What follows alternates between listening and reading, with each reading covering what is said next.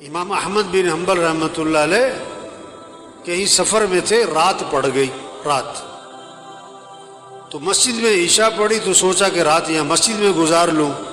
مسجد والوں نے کہا بھی ہم نے مسجد بند کرنی ہے، سب باہر نکل جائیں۔ انہوں نے کہا بھی میں مسافر آدمی ہوں، رات گزارنی ہے۔ اپنا تعارف نہیں کروایا میں کون ہوں۔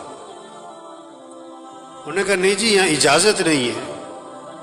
تو ایک آدمی وہ تندور پہ روٹی بناتا تھا، پکاتا تھا، تو اس نے دیکھا کہ کوئی بزرگ آدمی ہے۔ انہوں نے کہا آپ میرے ساتھ چلیں، میرے ساتھ رہیں آپ۔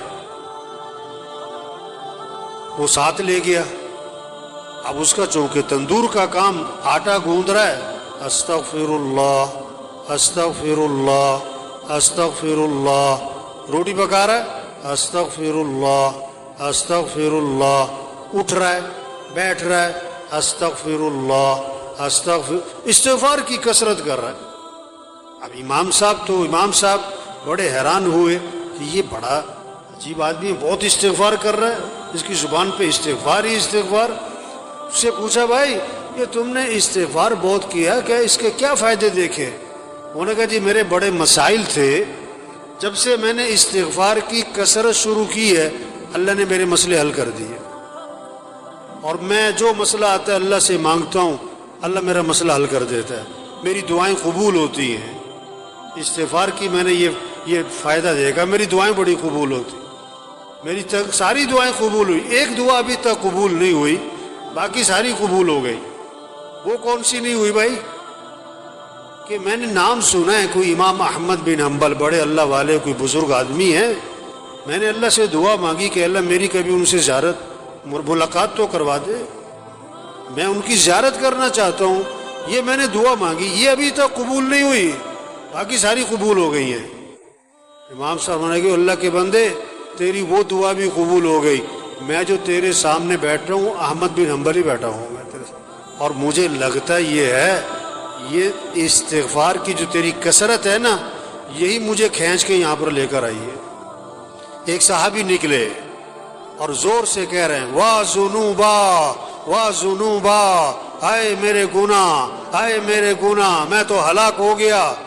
آپ نے فرمایا کیا ہوا؟ کہ حضور میرے سے گناہ بہت ہو گئے، میں تو مارا گیا۔ آپ نے فرمایا کہو اللہم ان مغفرتک اوسع من ذنوبی ورحمتک ارجع عندی من عملی، اے اللہ بے شک میرے گناہ بہت زیادہ ہیں لیکن تیری جو مغفرت ہے نا وہ میرے گناہوں سے بھی زیادہ وسیع ہے، اور مجھے اپنے عمل کا کوئی آسرا نہیں، مجھے تو تیری رحمت ہی کا آسرا ہے۔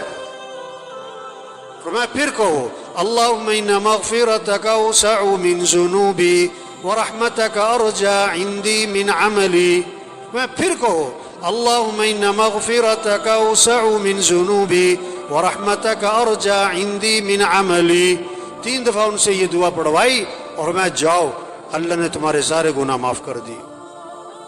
کلکم خطاؤون وخیر الخطائین التوابون، حضور صلی اللہ علیہ وسلم نے فرمایا تم سب کے سب خطا کار ہو اور بہترین خطا کار وہ ہیں جو اللہ سے معافی مانگیں۔ فقلت استغفروا ربکم انه كان غفارا يرسل السماء عليكم مدرارا ويمددكم بأموال وبنين ويجعل لكم جنات ويجعل لكم أنهارا۔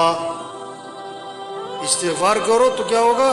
ایک تو اللہ گناہ معاف کر دیں گے، اور پھر اللہ بارشیں دیں گے، اور اللہ تمہاری مدد کریں گے، مال بھی دیں گے، مال اولاد بھی دیں گے، بیٹے دیں گے، اور اللہ نہروں میں برکت دیں گے، باغات میں برکت دیں گے۔ یہ اللہ کے وعدے ہیں۔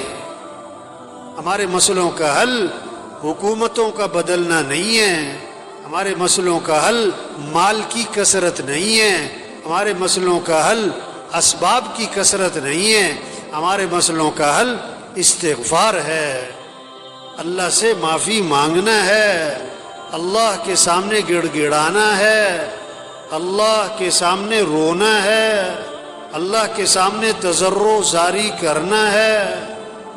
یہ ہمارے مسئلوں کا حل ہے، چھوٹے بڑے مسئلوں کا حل، انفرادی اجتماعی مسئلوں کا حل،